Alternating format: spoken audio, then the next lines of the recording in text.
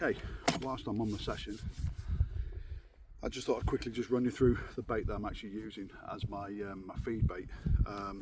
It's pretty simple. I've got some left over from you know, what I've been using, but I'm about to top it up because I've used a fair bit, to be fair. This bucket was probably 2/3, 3/4 full, and I've got a little bit in the bottom. I am using pretty much a full scoop per boat run out. That does seem to be quite a lot in the winter, you might be thinking. Certainly with the water being this cold as it is. Places are freezing up around the country. However, they're liking it. You know, the proof is I've had 6 runs now. I've not even been here 24 hours. I've not even been on the complex 24 hours. So, yeah, they obviously like it. They like a bit of bait in here. I do know that from the summer months. You see people putting like little bits and pieces in, little PVA bags, little stringers, whatever. Personally, I've always given them a lot of bait in it, and I've always done well. So, kind of sticking to it a little bit through the winter. Right, so non-branded pellets from the tackle shop. Half of those are on the floor now. That was a great shot, wasn't it? It's fine. I'll go around and sort those out in a minute. Make sure I get rid of the rubbish. I've got 2 different sizes in there. I did put 3 bags in before. In fact, I'm going to do that because other than the corn, there's nothing what I call perishable in here, and I am going fishing again soon, probably next week. So if it comes to it, I can always take this out of the bucket, put it in the freezer, and it'll be ready for next time. So I think that's about, give or take, it's about 3 kilos of what's on the floor of, they're just a basic carp pellet. Put that in there, put it down there. Right, so I'm going to put in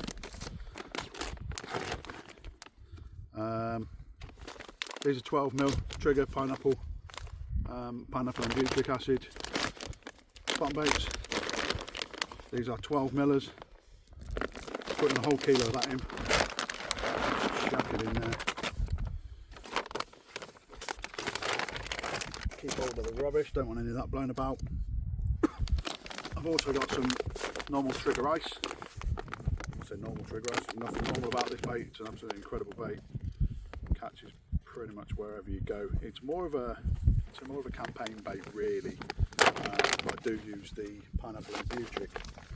It's more of an instant attractor, and it does seem to work that way.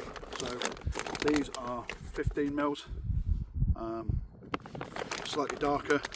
I'm not going to put a huge amount of that in, maybe a kilo, a bit more, just for good measure.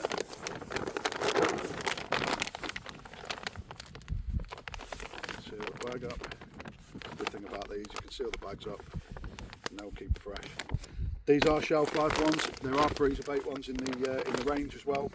The only difference, I believe, is that they used to have a human grade preservative in it, which just prolongs the life of it. They are just as good as your freezer baits, in my opinion.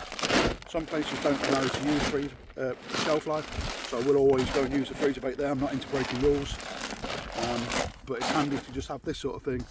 I usually have, you know, a couple of kilo bags of the smaller stuff in the van, or you know, a 5 or a couple of 5k bags of that in the van as well. So I'm going to add to that 3 tins of corn with the liquid as well. Again, this is a very good bit there. This is just standard sweet corn from the supermarket. Dead cheap, about 60p a tin or something. You can buy the big catering size tins.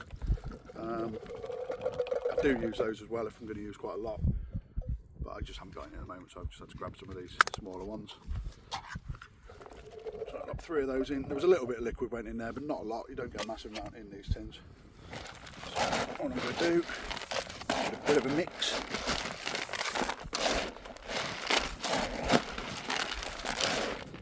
So as you can see, there's actually quite a lot of food bait in there, with it being with the boilies, the whole boilies. I'm not bothering crushing them up or anything like that. I'm just using them whole. The fish do like them, they do eat them. The fish I've been having, they've been when I've been getting them on the mat, they've been, you know, crapping out the bait. So I know it is working. I know they are on it. So also I'm going to add to that one of the Trigger pineapple and butyric acid PVA friendly activator liquids. Perfectly okay in the winter, they don't solidify. This has been in the van a couple of weeks, whatever, perfectly alright. Let's give it a bit of a shake. Yeah, so you can literally just lob it in there. It's got all the ingredients, all the stuff, bits and pieces to do with it on the side there, so you can read all about that if you want to. Sealed, so to keep the freshness all the time. Oh, smells good enough to drink, but I'm not going to. So I'll literally put the whole thing on that. Get all of that goodness in there. Just put the lid on so I can get rid of that properly. And then just give it a good old mix. And it is nice and covered in that activator liquid.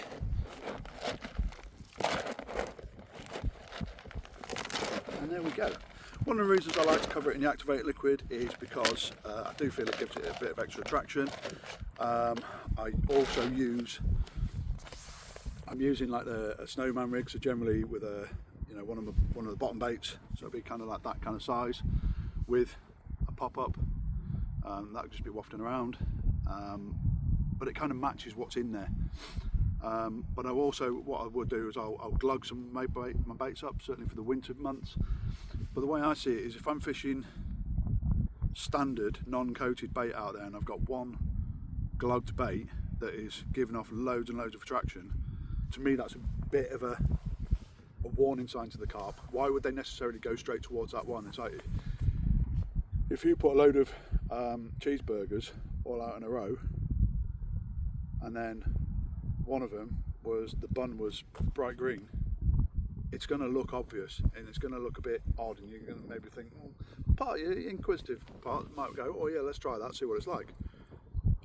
But it can certainly set the alarm bells off in some people, and certainly in the fish as well. So there we go. That is the bait that I've been fishing on, and I'm pretty sure that is just over half full, probably 2/3 full, and I'm pretty sure I'll go through that, most of that, in the next 24 hours. If I don't, as I say, I'll take it home, I will bag it up, seal it up into sealed bags, airtight bags as much as possible, and I will put it in the freezer ready to take out for another session, maybe next week. There we go.